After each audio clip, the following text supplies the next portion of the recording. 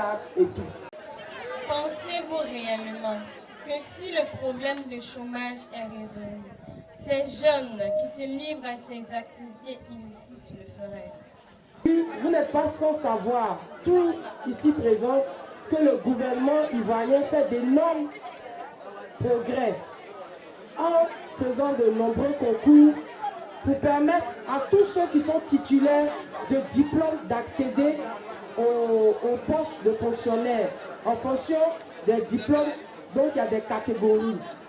Malheureusement, pour certaines personnes, comme tu l'as si bien dit tout à l'heure, qui s'adonnent à ce commerce, qui détruisent les enfants, la jeunesse, et donc ils mettent l'avenir de la Côte d'Ivoire en difficulté, ils ne se soucient pas de ce qu'ils commettent comme acte.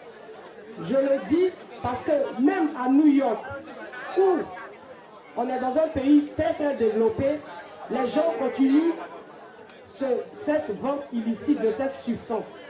Malheureusement, ici en Afrique, nous permettons à certaines personnes de venir détruire nos enfants. Côte d'Ivoire,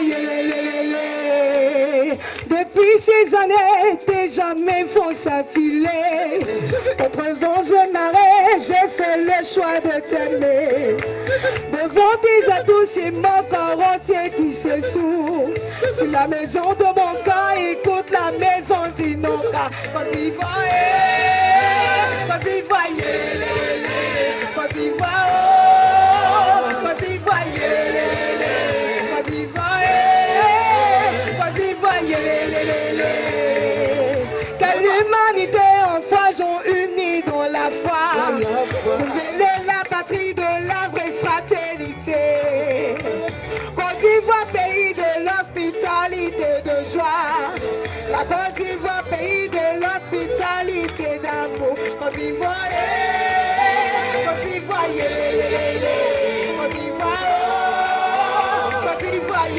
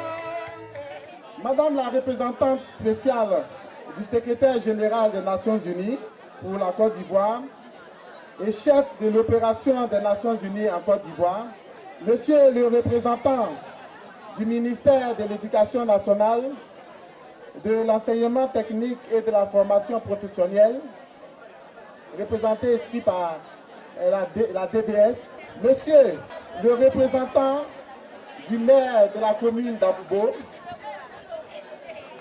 Madame la représentante de la DREN 4 d'Aboubo, Monsieur le chef du district du commissariat, Madame le commissaire du 15e arrondissement, cher directeur, cher proviseur, Madame le proviseur et Monsieur le proviseur du lycée moderne 1 et 2 d'Aboubo,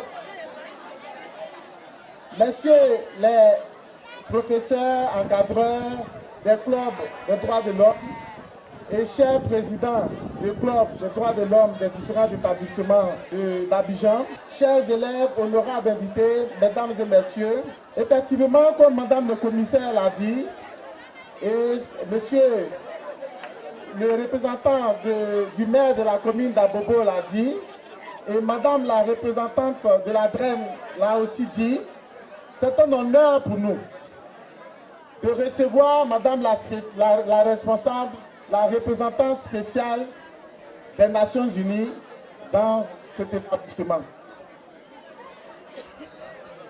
Madame la directrice, Madame le proviseur du lycée moderne 2, en a fait les preuves lorsqu'elle était en fonction à l'intérieur du pays. Elle a beaucoup travaillé avec la division des droits de l'homme de l'ONICI. Ici aussi, au lycée moderne 1, ils en ont fait aussi beaucoup d'activités avec la division des droits de l'homme de l'ONICI. Pendant plus de 13 ans, depuis 2014, nous avons travaillé avec la division des droits de l'homme de l'ONICI.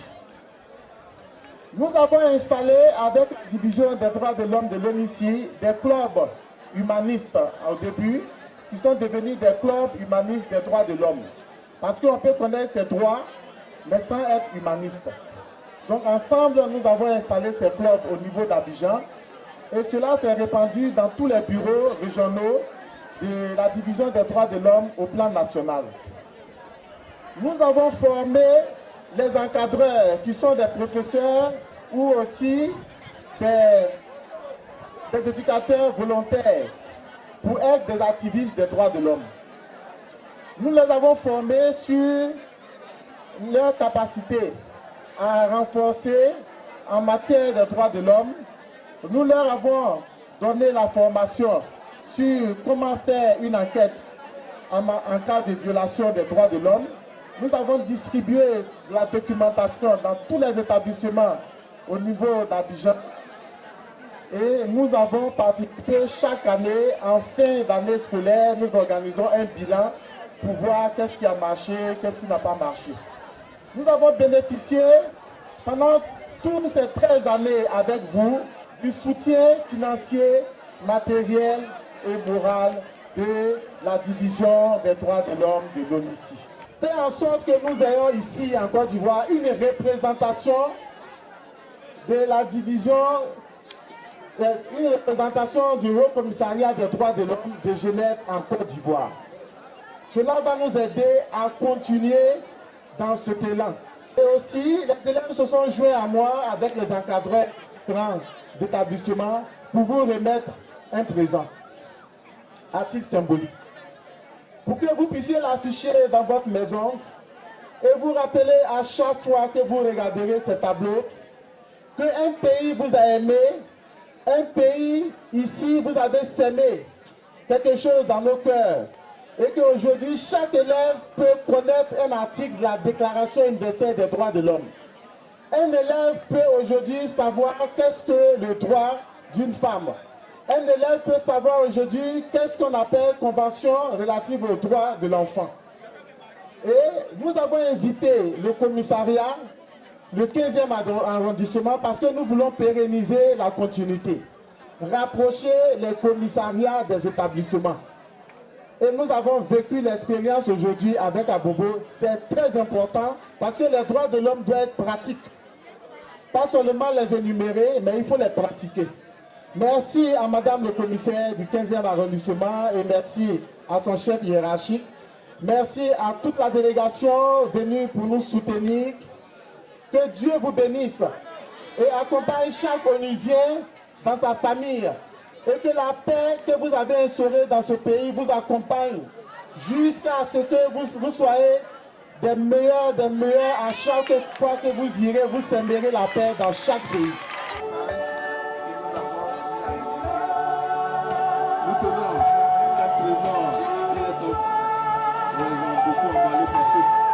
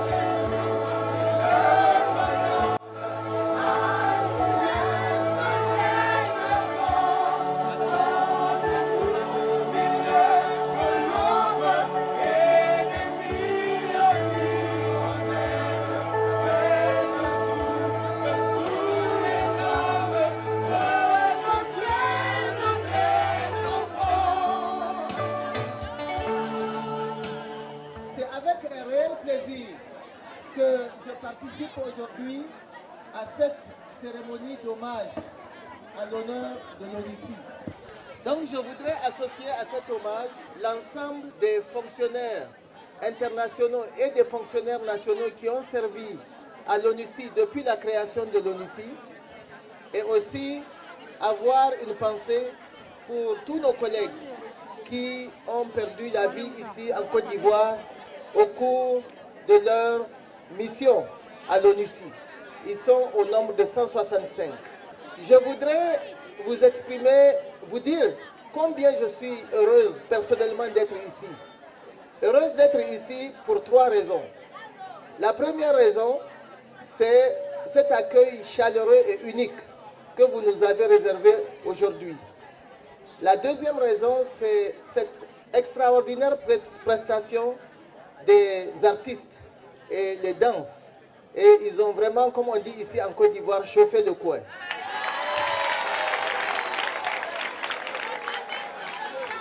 La troisième raison, c'est l'excellente présentation de Madame le commissaire du 15e arrondissement. Madame le commissaire, toutes mes félicitations.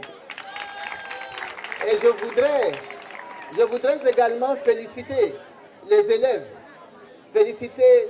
qui ont écouté. J'ai vu beaucoup d'intérêt dans l'attitude des élèves, même si c'est de leur âge, il y avait du bruit de temps en temps. Et je voulais aussi féliciter tous ceux et toutes celles qui ont posé des questions pertinentes. Vous avez rappelé la raison, l'objectif et les objectifs et les motivations de la mise en place de ces clubs des droits de l'homme.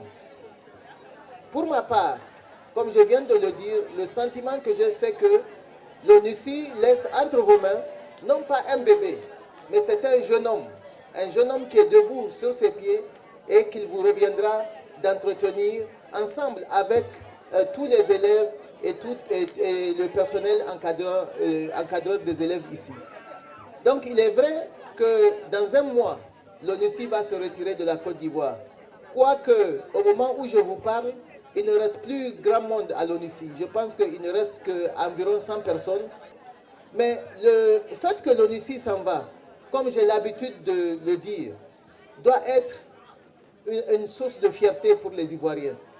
Une source de fierté parce que, comme vous le savez, la présence d'une mission de maintien de la paix est une anomalie dans un pays. Une mission de maintien de la paix est déployée dans un pays quand il y a la guerre, quand les filles et les fils de ce pays n'arrivent pas à s'entendre. Donc la mission est déployée pour pouvoir les accompagner à redevenir un pays normal. Et je dis que c'est un sentiment de fierté pour les Ivoiriennes et les Ivoiriens parce que vous l'avez voulu, parce que vous avez accepté de vous asseoir, vous avez accepté de regarder dans le même sens, vous avez accepté de mettre en avant l'intérêt général de votre pays, qu'aujourd'hui l'ONUCI peut se retirer de la Côte d'Ivoire parce que la paix est revenue. Les populations ont exprimé leur engagement ferme à œuvrer pour la paix, à œuvrer pour la consolidation de la réconciliation nationale et de la cohésion sociale. Mais l'ONUCI s'en va de la Côte d'Ivoire ne signifie pas que les Nations Unies quittent la Côte d'Ivoire. Les Nations Unies vont continuer à être présentes en Côte d'Ivoire comme dans un pays normal, à travers les agences et les fonds du système des Nations Unies que vous connaissez tous. Si je parle du programme des Nations Unies pour le développement, le PNUD, si je parle de la FAO, si je parle de l'UNICEF, si je parle du Fonds des Nations Unies pour la population, de l'Organisation mondiale de la santé, tous, bref, sont représentés ici en Côte d'Ivoire et vont prendre le flambeau de l'ONUCI et continuer à accompagner les Ivoiriennes, les Ivoiriens, la société civile, les jeunes, dans le cadre d'un pays normal.